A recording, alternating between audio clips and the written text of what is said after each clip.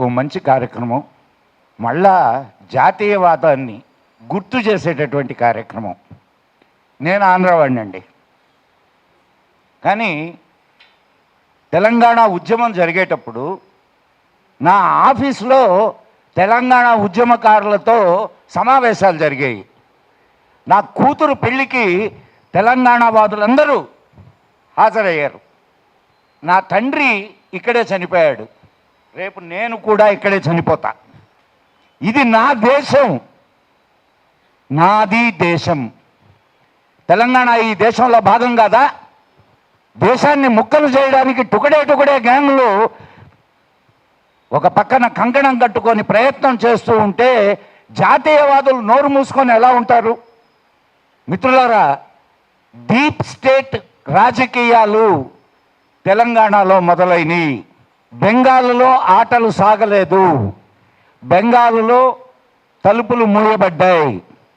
And మన రీసెంట్గా తమిళనాడులో కూడా తలుపులు మూశారు. ఇప్పుడు ఇక్కడ చిచ్చు పెట్టడానికి ప్రయత్నం చేస్తున్నారు. ఇది గుర్తుపెట్టుకోండి, ఇది ఏ ఒక్కరికో సంబంధించింది కాదు. వీళ్ళ కుట్రలన్నీ విభజించు పాలించు. ఎవరండి? ప్రతి ఒక్కడి భాగస్వామ్యం ఉంది తెలంగాణ అభివృద్ధిలో.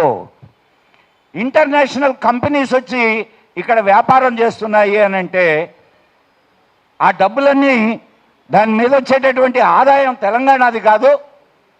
మేమంతా వచ్చి ఇక్కడ కాంట్రిబ్యూట్ చేస్తున్నాం, పని చేస్తున్నాం. ఎక్కడి నుంచైనా రావచ్చు, కానీ ఇది నా దేశం, నా మాతృభూమి. మేము ఉదయాన్నే లేచి మేము చెప్పుకునేటటువంటి విషయం ఏంటంటే, నమస్తే సదావత్సలే మాతృభూమే. అటువంటి భూమిలో పుట్టినటువంటి మేము ఇటువంటి కుట్రల్ని సాగనీయము.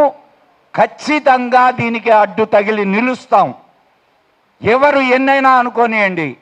గో బ్యాక్ బ్యాచ్లు go back and Indians stay back.